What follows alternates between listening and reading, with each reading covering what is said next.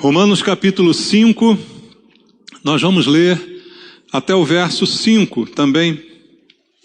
Carta de Paulo aos Romanos, capítulo número 5, do verso 1 ao verso 5, a palavra de Deus diz: justificados, pois, mediante a fé, temos paz com Deus, por meio de nosso Senhor Jesus Cristo, por intermédio de quem obtivemos igualmente acesso pela fé a esta graça, na qual estamos firmes e gloriamo-nos na esperança da glória de Deus. E não somente isto, mas também nos gloriamos nas próprias tribulações, sabendo que a tribulação produz perseverança, e a perseverança experiência, e a experiência esperança. Ora, a esperança não confunde, porque o amor de Deus é derramado em nosso coração pelo Espírito Santo que nos foi outorgado. Amém. Muito obrigado, Pai, pela oportunidade de estarmos de novo na Tua casa, com a oportunidade de ouvir a Tua palavra. E agora o que mais nos interessa é ouvir do Senhor algo que mude, que transforme, que edifique a nossa vida.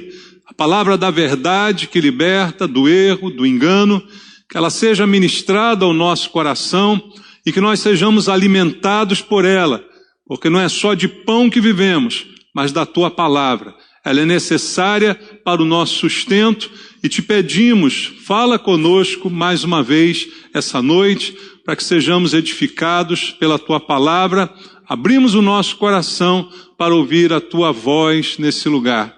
Eu te peço, ó Deus, usa a minha vida mais uma vez, com Tua graça, com Tua misericórdia, me dá unção do Espírito Santo para ministrar a palavra, quebrar as barreiras, para que todos nós possamos ouvir a Tua voz aqui. É o que te pedimos, em nome de Jesus. Amém. Graças a Deus. Podem sentar.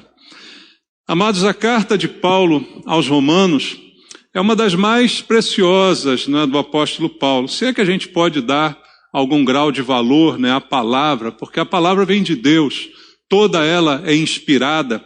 Mas o apóstolo Paulo aqui em Romanos, ele fala de coisas muito importantes a respeito da nossa fé, que nos dão uma base muito sólida de entendimento sobre o que cremos, sobre por que cremos, sobre o que é a salvação. Toda a carta aos Romanos tem esse conteúdo, porque ele vai falar de coisas fundamentais, princípios elementares da nossa fé.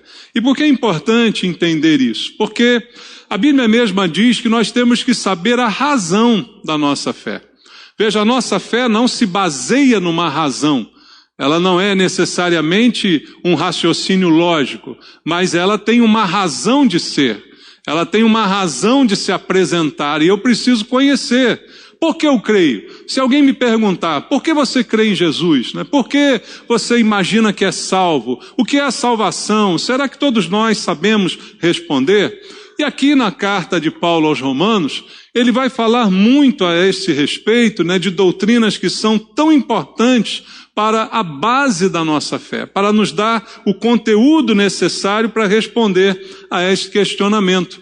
E veja, a carta aos Romanos, ela é tão importante que há um fato histórico relacionado a ela, que está em Romanos capítulo 1, verso 17. Se você ler comigo aqui, diz assim: visto que a justiça de Deus se revela no Evangelho de fé em fé, como está escrito, o justo viverá pela fé.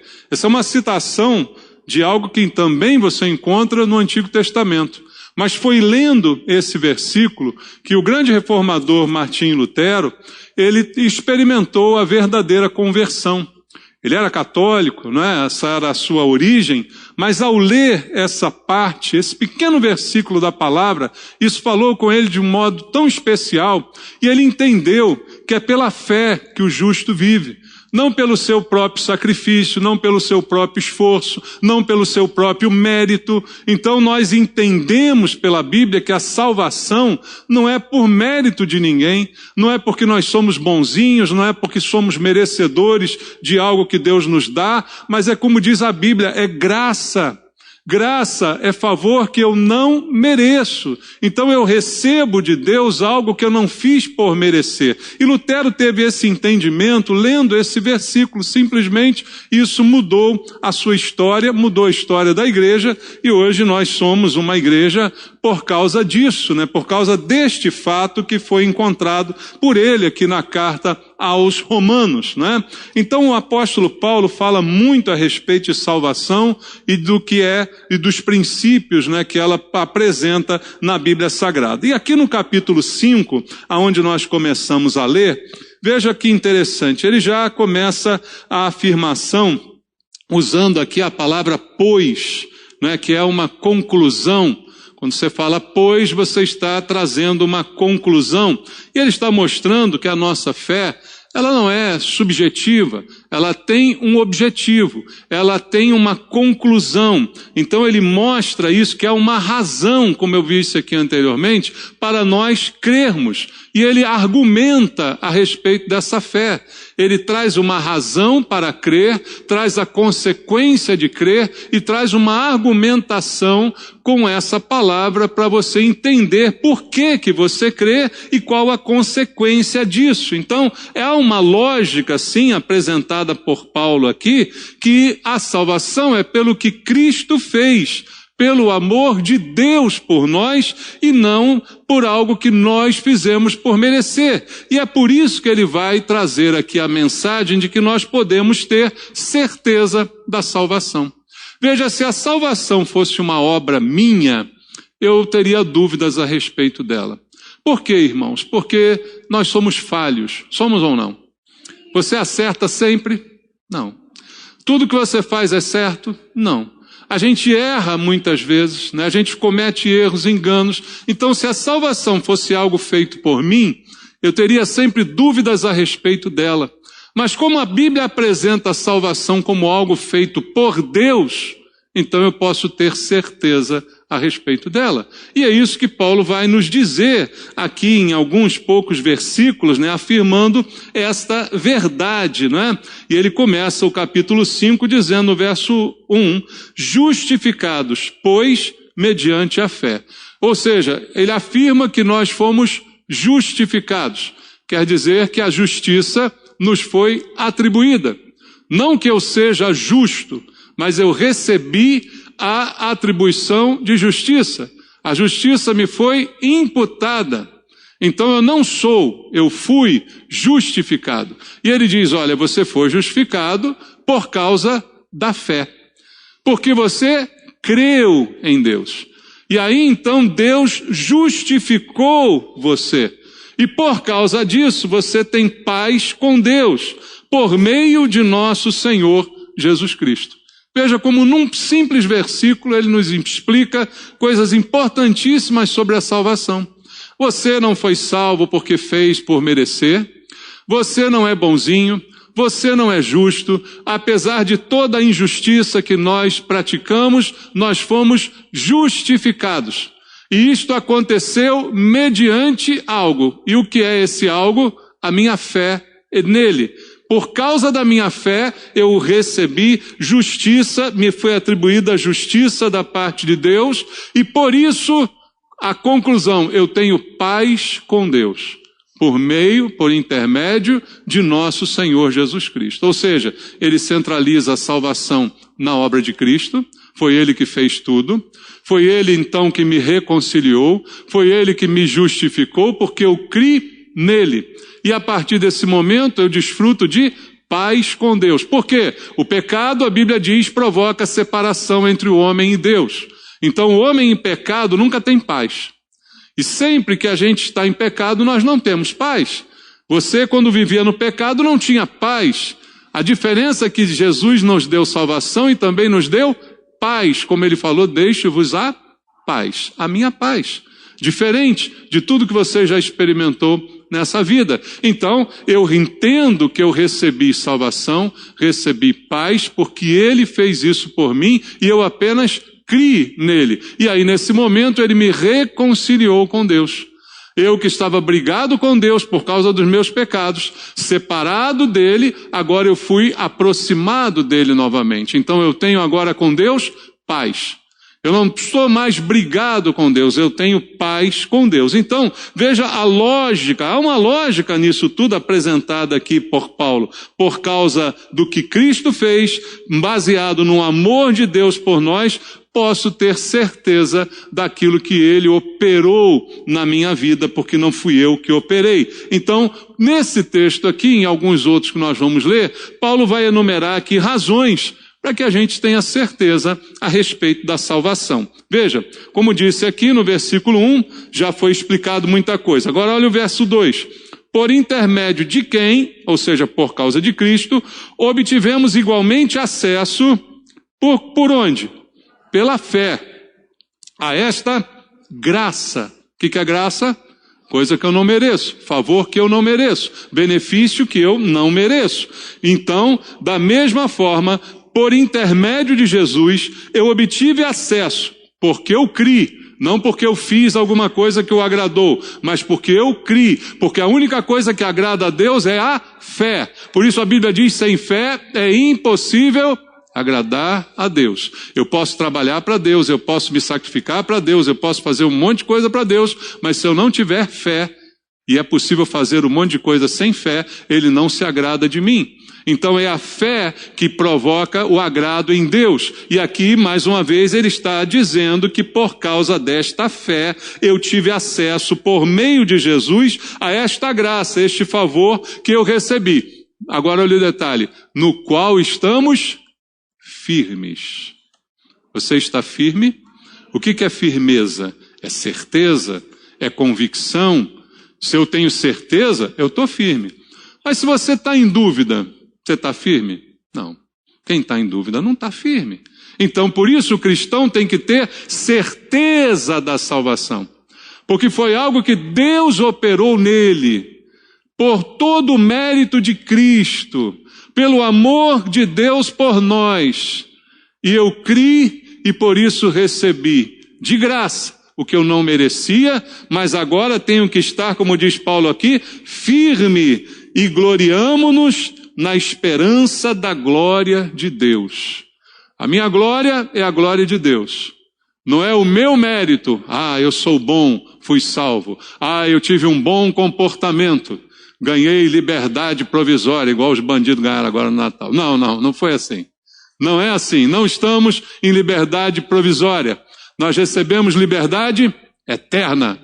Nós somos livres do pecado, né? Então nós somos livres, não por um tempinho, mas para sempre. É assim que funciona. E aqui isso é para a glória de Deus, como está escrito. Então, o primeiro conceito de Paulo aqui é que a salvação é para a glória de Deus.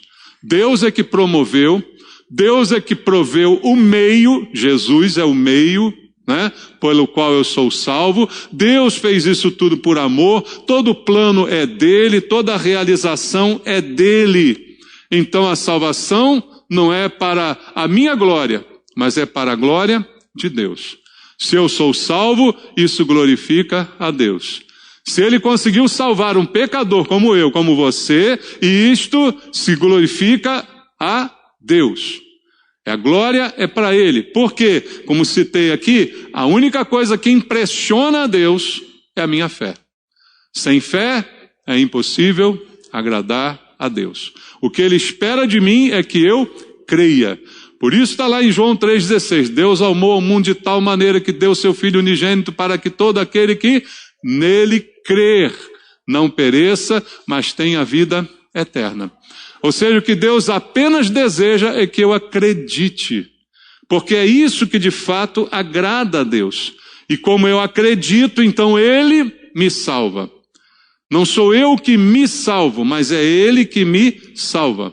Quem está morrendo afogado não consegue sair sozinho. Alguém tem que buscá-lo. Então ninguém se salva por si mesmo. Senão a palavra não seria salvação. Salvação é algo que alguém faz por mim e alguém realiza por mim e me livra do abismo, da perdição, do destino ruim que eu teria se nada fosse feito. Então, tudo isso é obra de Deus. Aí o próprio apóstolo Paulo vai dizer agora em Efésios, vamos lá, ler a carta de Paulo aos Efésios, no capítulo número 2, no versículo número 8, em Efésios 2:8, ele diz: porque pela graça sois salvos, mediante o quê? A fé. E isto não vem de vós, é dom. Dom é presente, e isso é presente de Deus. Então todos que são salvos não têm mérito na salvação, não são os responsáveis por ela, não operaram por ela, mas foi a operação de Deus que fez, que realizou isso tudo, e isso não vem de nós, isso é dom presente de Deus. A salvação é uma obra de Deus, é um presente de Deus. E como tudo que Deus faz é perfeito, eu não tenho dúvida da salvação.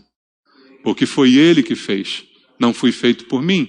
Não foi realizado por mim, não dependeu de mim, então é por Ele. E por meio de quem, como diz Paulo aqui em Efésios 2:8, vem por Jesus. E por meio de quem, como ele diz no verso 1, por meio do nosso Senhor Jesus. Então é por meio dele que restaura o nosso relacionamento com Deus. Restaura aqueles que estavam brigados com Deus e agora têm paz com Deus, como está escrito aqui no versículo número 1. E agora eu posso me gloriar, pois Deus será glorificado. Como Paulo diz no verso 2, na esperança da glória de Deus. Gloriamo-nos na esperança da glória de Deus. Eu posso me gloriar no sentido de que eu sei que aquilo que foi operado em mim está gloriando a Deus. Deus está sendo louvado pela mudança que ocorreu na nossa vida. Ocorreu? Então Deus está sendo louvado por isso. Deus está sendo reconhecido pelo testemunho de cada um de nós. E isso precisa ser vivido por todos nós. Então, da justificação, como Paulo vai dizer agora, eu vou ler contigo Romanos 8. Romanos 8 no verso 30. Olha o que ele diz aqui em Romanos 8:30.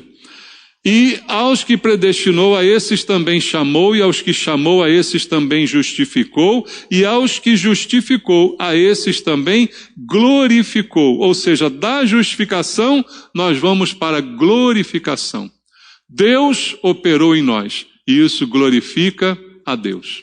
Isso exalta a obra dele, como todas as suas obras merecem ser exaltadas, e essa é uma das maiores, né? A salvação do homem perdido, a salvação do homem pecador. Agora volta lá ao texto em Romanos 5, e vamos ver outra coisa importante que Paulo diz aqui, a partir do verso 3 e 4.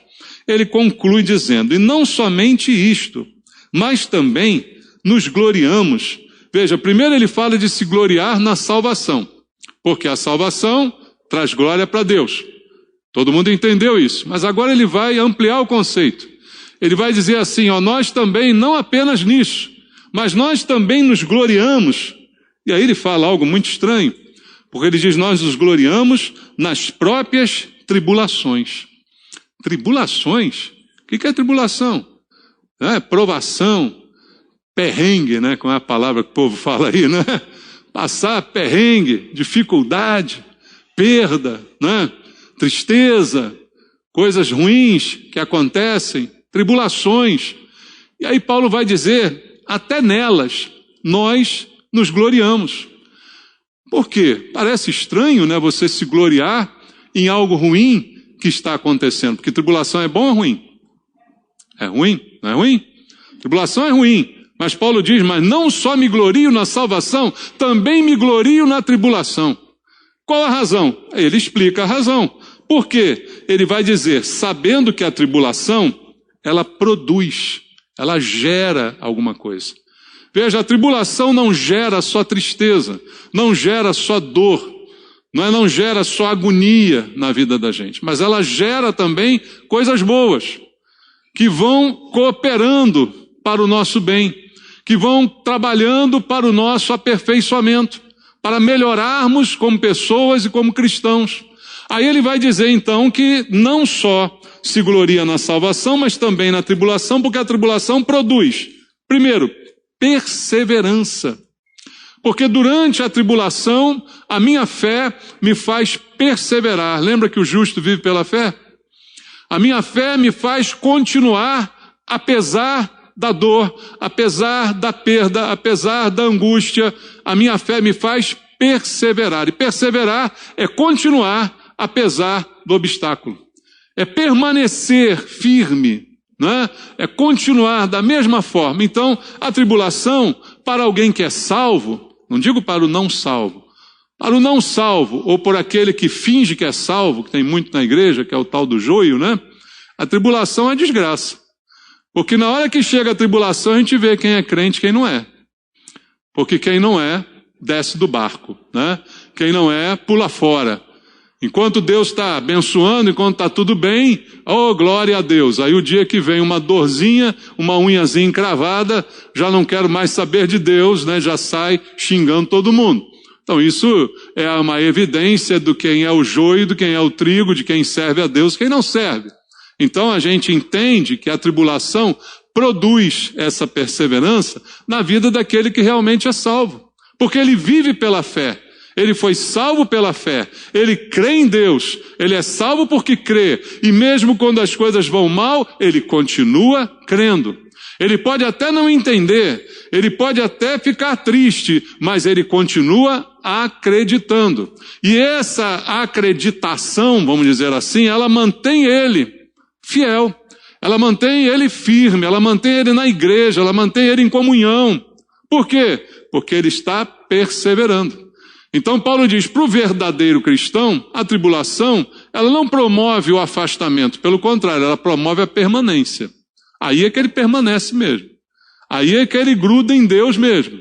Ele não se afasta, mas é aí que ele fica cada vez mais firmado no Senhor, porque ela produz esta perseverança. E a perseverança, por sua vez, Paulo diz assim, produz o quê? Leia aí.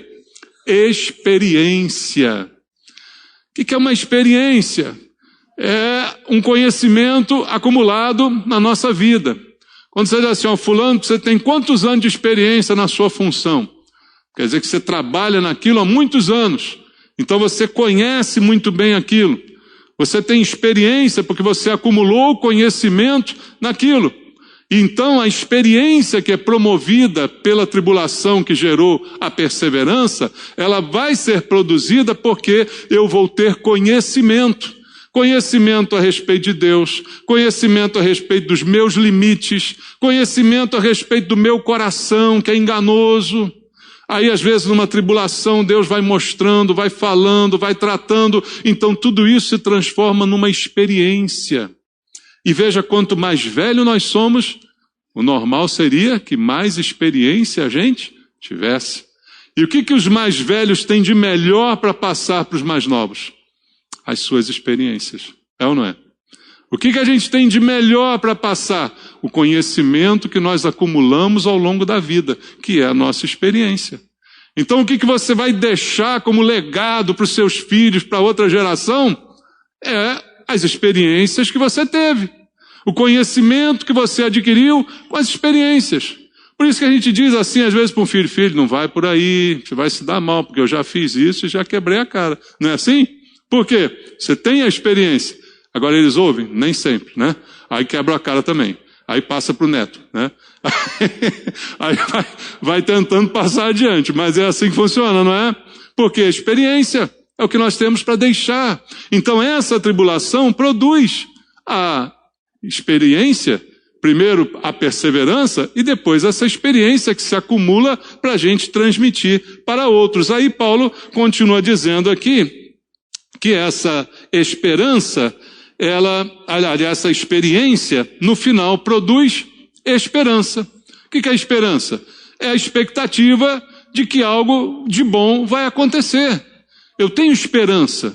Por quê? Eu já vivi isso antes. Eu já sei como Deus faz, eu já sei que não estou sozinho, eu já sei que na hora H Ele dá o livramento, eu já sei que Ele não permite que eu seja provado além do que eu posso suportar, eu já tenho uma experiência com Deus, e aí eu tenho a esperança. Quando vem outra tribulação, e em vez disso me derrubar, isso diz assim para mim, fica calmo que Deus vai operar. Fica calmo porque Deus está no controle. Fica tranquilo porque as coisas não fogem ao controle de Deus. Por quê? Porque eu tive experiência antes. Eu perseverei, eu tive experiência, e isso acabou gerando no meu coração esperança. E aí Paulo vai dizer assim sobre essa esperança. Ora, a esperança não confunde, porque o amor de Deus é derramado em nosso coração pelo Espírito Santo que nos foi outorgado. A palavra outorgado significa dado, presenteado. É como o dom que nós vimos lá no outro versículo de Efésios. Então você recebeu o Espírito Santo como um dom, como um presente de Deus. Te foi dado, não conquistado. Ninguém tem porque merece, mas porque Deus deu. E aí ele fala, essa esperança, ela não traz confusão. Ela não confunde a sua mente, porque o amor de Deus é derramado no nosso coração pelo Espírito Santo que nós recebemos quando fomos salvos. Quem é salvo tem o Espírito Santo. Quem é salvo é templo do Espírito Santo. E o Espírito Santo me lembra as palavras de Deus. O Espírito Santo fala ao meu coração na hora da tribulação, na hora da dor, na hora da angústia. Ele ministra ao nosso coração, assim como ministrou na salvação. Porque a Bíblia diz que hoje, se nós cremos em Deus, é porque o Espírito Santo atuou. Porque ele nos convenceu do pecado, da justiça e do juízo. Então esse Espírito atuou na salvação, atua agora na minha vida depois de salvo, me foi dado, está sempre comigo, é o Consolador e faz com que essa esperança seja viva no meu coração e não traga nenhum tipo de confusão na nossa mente. Então você percebe pelas palavras de Paulo que ele o tempo todo está falando de algo certo, de uma certeza, de algo que ele tem como certo na sua vida. Então, ele diz, as tribulações, resumindo isso tudo aqui, elas estão no controle de Deus. Posso passar por elas? Posso. Não foi Jesus que disse, no mundo tereis aflições? Ele enganou alguém? Ele disse assim, olha, se você entregar seu coração para mim, você nunca mais vai ter um problema na vida. Jesus disse isso para alguém? Não. Jesus disse que a gente teria aflição. Então, você já vem sabendo, tá bom?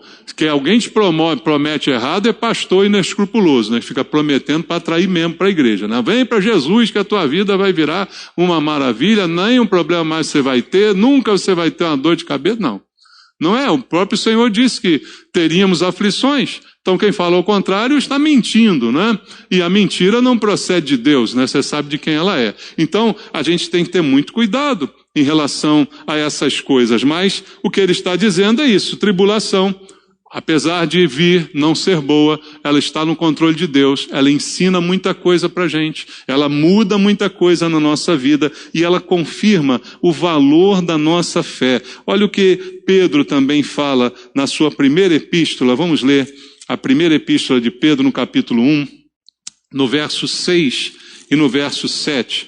Pedro diz assim, nisso exultais, embora no presente, por breve tempo, se necessário, sejais contristados por várias provações, para que, uma vez confirmado o valor da vossa fé, muito mais preciosa do que ouro perecível, mesmo apurado por fogo, redunde em louvor, glória e honra na revelação de Jesus Cristo. Você entendeu o que Pedro está dizendo aqui? Ele está falando da nossa fé, e ele está dizendo para a gente exultar, mesmo que no presente, por algum tempo, seja necessário ter provações, ficar entristecido por provações. E ele diz, por quê? No verso 7, para que uma vez confirmado o valor da vossa fé, qual é o valor da vossa fé?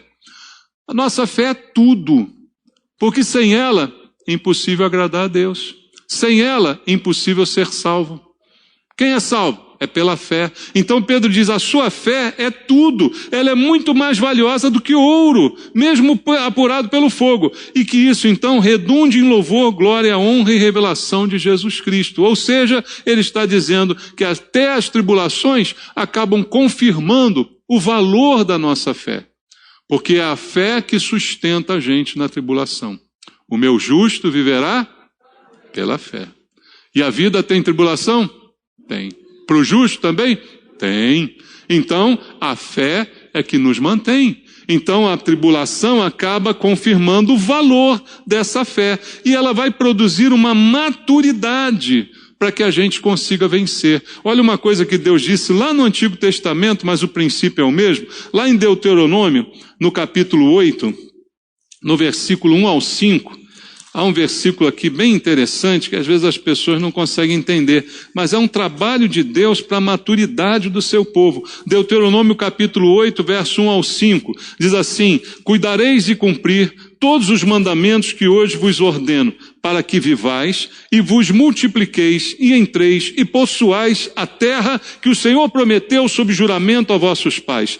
Recordar-te-ás de todo o caminho pelo qual o Senhor teu Deus te guiou no deserto estes 40 anos, para te humilhar, para te provar, para saber o que estava no teu coração, se guardarias ou não os seus mandamentos. Ele te humilhou e te deixou ter fome, e te sustentou com um maná, que tu não conhecias, nem teus pais o conheciam, para te dar a entender que não só de pão viverá o homem, mas de tudo que procede da boca do Senhor viverá o homem. Nunca envelheceu a tua veste sobre ti, nem se inchou o teu pé nesses 40 anos. Sabe, pois, no teu coração, que como um homem disciplina a seu filho, assim te disciplina o Senhor teu Deus. Tudo está no controle de Deus. 40 anos de deserto estavam no controle de Deus. Deus está dizendo ao seu povo: tudo que você passa, eu tenho controle sobre isso. E o meu propósito é que você se torne alguém melhor. Que você se torne alguém mais experiente. Olha a experiência aí, não é? É que você se torne alguém mais maduro. Qual é a diferença entre a maturidade e a infantilidade? A criança não sabe como reagir. Mas quem é maduro sabe como se comportar, não é verdade? A gente que é maduro aprende a se comportar na hora da tribulação, na hora dos problemas. Então, elas vão produzir sempre algo bom na nossa vida. Elas vão produzir até alegria, como Paulo disse aqui, não é, que a gente leu em Romanos 5, né, que ele fala de se gloriar na tribulação. Por isso não é estranho, porque ele sabe que Deus está no controle. E que até se ele permitiu, veja só, por que eu estou passando pelo que eu estou passando agora? Por que eu estou sentindo a dor que eu estou sentindo agora, se é o seu caso? Entenda, Deus tem um propósito. Deus tem um final melhor para essa história. Mas o durante eu preciso passar. Há algo que o Senhor está trabalhando para me ensinar, para me aperfeiçoar, para que eu amadureça. Irmãos, quando nós somos mimados, nós amadurecemos. Pega um filho e mima ele, dá tudo que ele quiser, tudo que ele pedir, nunca repreenda, nunca contrarie. Ele será maduro algum dia? Não. Então Deus nem sempre dá o que a gente pede, nem sempre faz o que a gente quer, né? Mesmo quando a gente ora, quando a gente clama, nem sempre a resposta é o que esperamos, porque há um processo de amadurecimento que é necessário para a nossa vida e faz parte da nossa fé.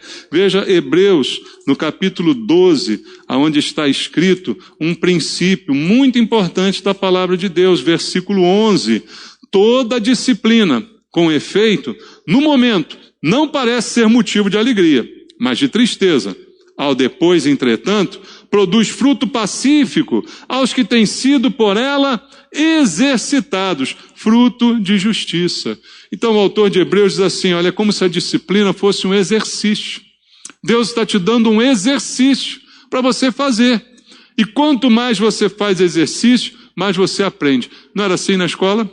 Hoje em dia ainda é assim, hoje eu não sei como é que está. Ninguém passa nem exercício mais, né? A escola hoje está uma vergonha, mas antigamente era assim, você quer aprender? Faz exercício. É uma folha de exercício, é um caderno de exercício, leva para casa e faz o dever de casa. Aí o que a criança fazia? Aprendia. Exercício é assim, ele faz a gente aprender.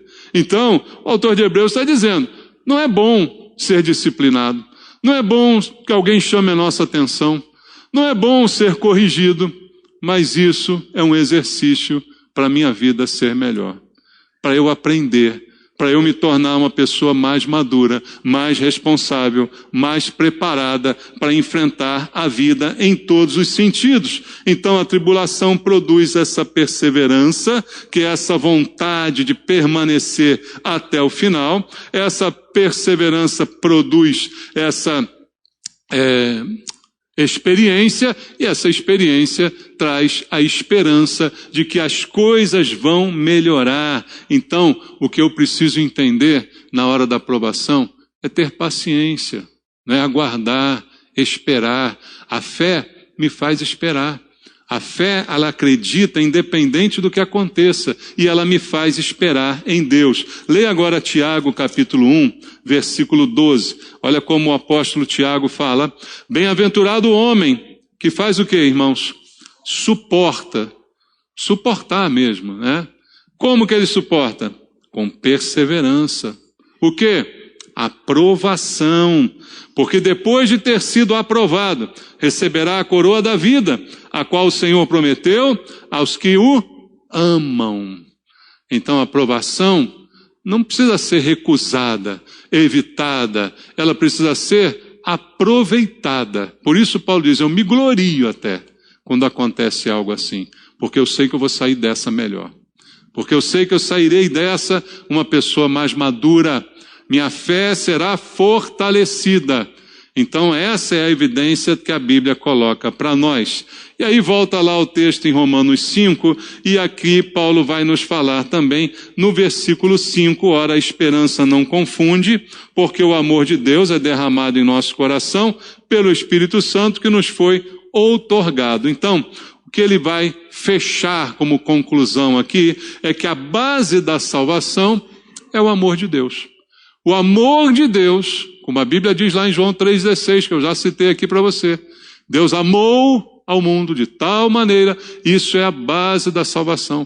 E por este amor, como também diz aqui, esse amor de Deus derramado no nosso coração, por intermédio, por meio do Espírito Santo que nos foi dado. Então a esperança que resulta dessa fé, ela não traz confusão, ela traz paz, ela traz certeza.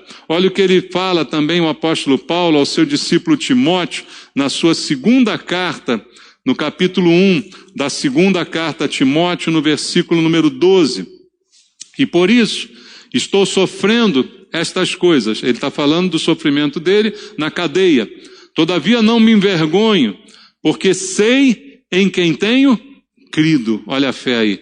Estou certo de que Ele é poderoso para guardar o meu depósito até aquele dia. Como é que alguém dentro de uma prisão, injustamente, mantém essa alegria, mantém essa convicção, mantém essa fé? Porque é a fé. O justo não vive pela fé? E a vida tem tribulação. A vida tem injustiça, sabia? Nós éramos praticantes da injustiça, mas agora fomos justificados. Mas isso não significa que seremos livres de toda injustiça cometida contra nós. Podemos até passar por injustiças, mas com alegria, com perseverança, com conhecimento, com fé, como o apóstolo Paulo diz aqui: estou sofrendo, mas não me envergonho, porque eu sei em quem tenho crido. Será que nós, quando sofremos alguma coisa, podemos dar essa mesma declaração? Eu estou sofrendo, e o sofrimento é real, é verdadeiro, dói. Mas, em compensação, eu tenho uma certeza. Eu sei em quem eu deposito a minha fé. Eu não deposito no homem, eu não deposito na sociedade, nenhuma instituição. Eu deposito a minha fé em Cristo. É nele que eu creio. Então eu sei que por mais que aconteça, por mais que as coisas possam dar errado, Ele é poderoso para guardar o meu depósito. Era essa convicção que Paulo tinha, que não fazia com que o sofrimento da cadeia acabasse com a sua vida. Ele não morria de sofrer. Ele sofria, mas ele permanecia vivo, porque eu sei em quem tenho crido. Se o justo vive pela fé, o dia que tirarem a tua fé, você não tem mais nada. O dia que você perder a fé, você não tem mais vida. Concorda comigo? O justo não vive pela fé? Se tirarem a tua fé, você perdeu tudo. Então o diabo pode tentar tirar tudo, mas não tirará a sua fé. É como Jó, né? Você pode ver na história. Ele pode tentar tirar tudo, mas não pode tirar a tua fé, porque você vive pela fé. Se a fé for embora, a vida vai também. A vida não tem mais sentido, né? E aí não há salvação para aquele que não tem fé.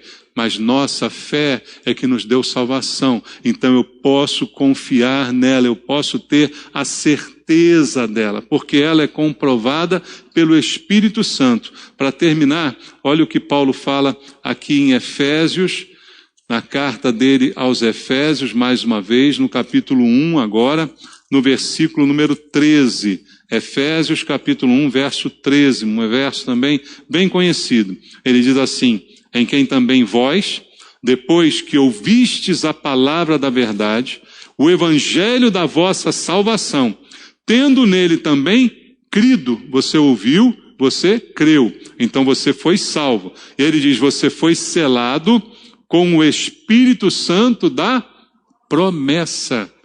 Quando você creu, um selo foi colocado em você. Você foi selado pelo Espírito Santo. Você recebeu o Espírito Santo. Ele foi aquele que te selou. E Paulo continua dizendo no verso 14, esse Espírito é o penhor. Penhor significa garantia. É a garantia da nossa herança. A garantia da herança. Você tem garantia de herança?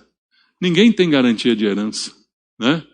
Até outro dia eu estava vendo na internet os filhos dizendo assim, meus pais estão gastando a nossa herança. Aí a advogada respondia, não tem herança de gente viva. Eles estão gastando o que é deles. Só tem herança se eles morrerem. Então ninguém tem garantia de herança nenhuma. A única garantia que nós temos é da herança que Deus nos garante pelo Espírito Santo. Ele é o penhor, ele é o selo.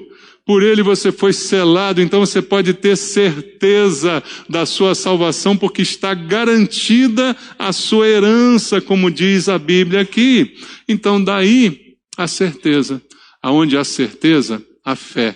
Aonde há fé, a vida. O justo vive pela fé.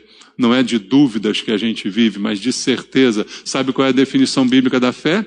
A fé é a certeza das coisas que se esperam e a convicção de fatos que não se veem. Então fé significa certeza. É essa certeza que eu tenho que ter e você tem que ter da salvação que Deus operou. Com essa certeza, você enfrenta a tribulação, você enfrenta a perda, enfrenta a luta, porque você continua perseverando, fica certamente ganhando muitas experiências e essas experiências enchem teu coração de esperança e faz você continuar vivendo pela fé, assim como viveu Paulo, porque ele sabia em quem cria e eu espero que você saiba também em quem nós cremos, em quem você crê. Você sabe? Então fica firme nele, não importa o que aconteça, fique firme nessa fé, tenha certeza da sua salvação. Amém? Vamos orar? Vamos falar com Deus. Coloca a tua vida diante do Senhor agora, faça uma oração, entregue a Ele se há alguma luta, se há alguma tribulação. Não sei aquilo que você está vivendo, mas entenda que tudo coopera para o bem daqueles que amam a Deus. Entenda que Ele está no controle de todas as coisas e que nele você pode descansar, porque você vive pela fé, a fé que te salvou, a fé que te faz crer e que te faz esperar naquele que é poderoso para realizar, naquele que tem o controle de todas as coisas, está com seu povo no deserto, pelo tempo que for necessário, e faz milagres. Muitas vezes não faz o que nós queremos, mas faz o que é melhor para nós. Pai, nós confiamos no Senhor, e essa fé que temos no Senhor é que nos garante a salvação. E é esta fé que traz a certeza daquilo que o Senhor operou. E essa fé, essa certeza, ela lança fora todo medo, ela joga por terra toda dúvida, toda perturbação, toda ansiedade, toda incerteza, porque há uma certeza. E onde há uma certeza, não há lugar para incerteza. Nós cremos, nós confiamos, Senhor, e assim a gente vive, firmado pela fé, vivendo pela fé. Abençoa, Pai, o teu povo que ouve a tua palavra. Enche o coração de cada um com essa verdade. para que a convicção não falte no momento da luta e da tribulação que pode acontecer a qualquer um, em qualquer momento. Oramos juntos por isso, Pai, entregando a nossa vida em Tuas mãos, crendo e confiando na Tua soberania. Oramos por isso, em nome de Jesus. Amém